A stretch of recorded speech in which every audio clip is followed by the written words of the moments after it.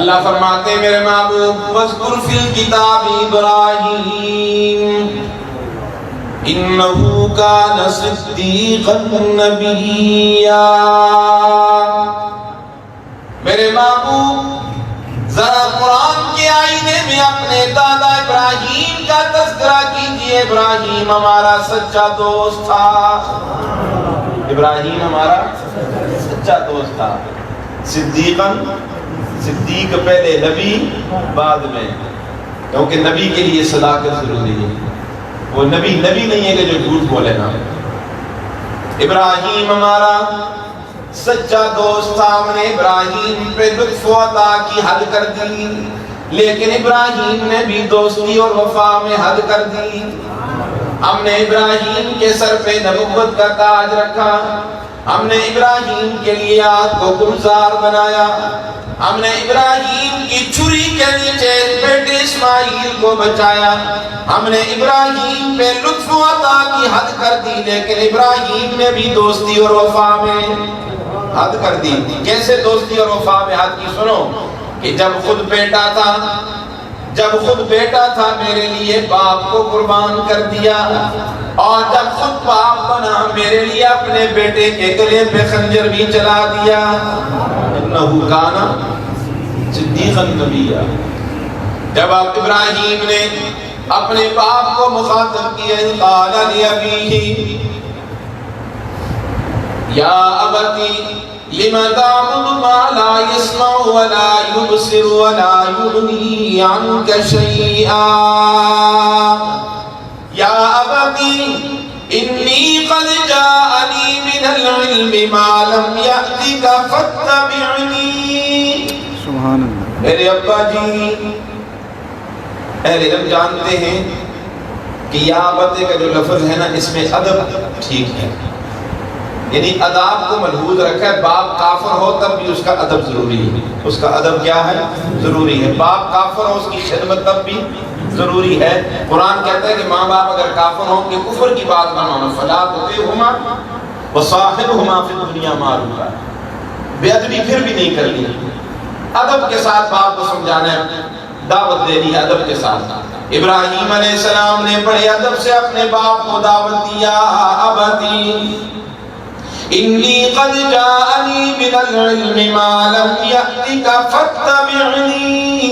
میرے ابا جی، میں جہالت پر مبنی باتیں نہیں کر رہا، کل پچو باتیں نہیں کر رہا، میں وحی کی روشنی میں تیرے سامنے وحی کی روشنی رکھ رہا ہوں، وحی کی روشنی میں بات کر رہا ہوں، اور اس وحی کا تقاضا یہ ہے کہ فاتبعنی، میں آگے آگے چلوں گا، آپ میرے پیچھے چلیں، آپ میری بات مان کے چلیں، اور میں آگے آگے آپ کی رہنمائی کر کے اہدک صراطا سویا،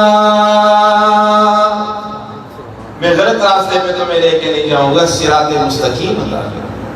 یا ابتی لا تعبد الشیطان ان الشیطان کان للرحمن عصیا۔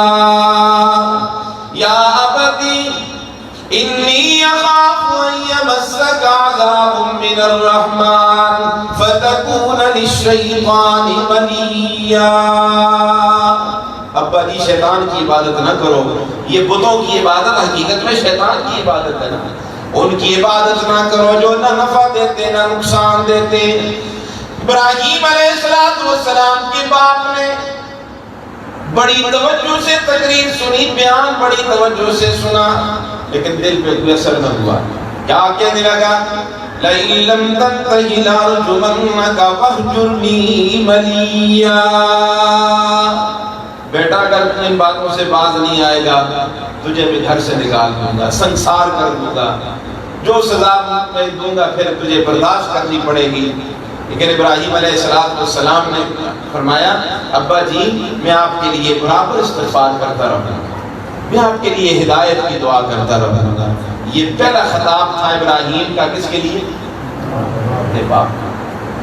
پھر قوم کو مخاطب کیا، ما هذه التماثیل، آزمائش پہ آزمائش، کیا مورتیاں اٹھائے بیٹھے ہو؟ کیا کہنے لگی وجدنا آباءنا لہا عابدین، ہم نے اپنے آباء و اجداد کو اسی طرح کرتے ہوئے دیکھا ہے. ہم بھی کہتے ہیں نا آباء و اجداد، انہوں نے بھی کہا کہ ہمارے استے بے دادا اے کچھ کر دیا اسے ابراہیم اسی بھی کچھ کر دیا، تو نوا دین کہنا ہے نا. یہ اج کل بیان کرو تو کیا یہ نوا پڑھ کے آگے ایسا سب کرو، نوا نہیں پڑھ کے ابھی قرآن پڑھ کے آئے. جب انہوں نے کہا کہ ہمارے آباء و اجداد اس طرح کیا کرتے تھے، سنو ابراہیم علیہ السلام نے ٹھوک کے فتویٰ دیا. کیا فرمایا؟ قال لقد کنتم انتم وآباؤکم فی ضلال مبین. میں تو سمجھتا تھا کہ صرف تم ہی گمراہ ہو، راہ راست سے ہٹے ہوئے ہو. سنو آج ابراہیم کہتے ہیں جس طرح تم گمراہ ہو تمہارے باپ دادا بھی گمراہ ہیں. وہ بھی اسی طرح گمراہ تھے نا. اگر یہی کرتوت وہ کرتے تھے تو پھر اس میں سمجھ گیا ہوں کہ تم بھی گمراہ تمہارے باپ دادا بھی. یہ ابراہیم علیہ السلام نے کس کو کہا؟ اپنی قوم سے کہا. اللہ اکبر. قوم نے کہا مولوی غریب جنا ایک اکیلا نہ پیس کی گل منتے تھے یہ ایسا نہ کچھ کرا گیا. ابراہیم علیہ السلام گلا میں جو لوگوں آخیا بچو تس تے بتا دی میں ایک داڑے گل پڑھا سا انشاءاللہ. اللہ خیر کی تھی تے نہ بتا کو میں پاش تاللہ لاکیدن اصنامکم بعد ان تولوا مدبرین. جناب ابراہیم نے باتوں میں ایک بات کہہ دی، سنو میری قوم کے لوگوں، جن بتوں پہ تمہارا گھمنڈ ہے کہ ہمیں نفع دیتے ہیں، نقصان دیتے ہیں، بیٹیاں دیتے ہیں، بیٹے دیتے ہیں، عزت و ذلت کے مالک ہیں، سنو ایک دن آئے گا میں ان بتوں کو پاس کروں گا، تمہیں خبر بھی نہیں ہوگی. قوم میلے پہ جا رہی تھی. جناب ابراہیم سے کہا ابراہیم تیری تقریریں تو ہم سنتے رہے، ایک دن تو ہمارے ساتھ بھی میلے پہ چلا جا. ہمارے ہاں بھی میلے ہوتے ہیں، لوگ عرس کرتے ہیں، میلے کرتے ہیں، چھنے بجتے ہیں، ڈولوں کی تھاپ پہ رقص ہوتا ہے، سب کچھ چلتا ہے پھر وہاں. آؤ جی ہمارے ساتھ، آپ بھی آئیے ہمارے ساتھ، ہم میلے پہ جاتے ہیں. اندازہ لگاؤ علماء بیٹھے ہیں. یہ میلہ یہ ابراہیمی سنت نہیں ہے، یہ نمرودی سنت ہے. یہ ابراہیمی سنت ہے.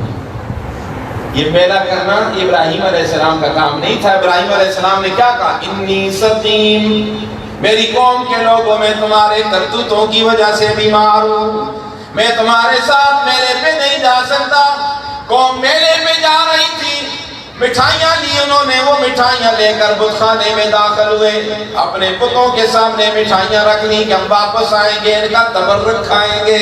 ان کا تبرک شریف ہے، ان کا تبرک کھائیں گے.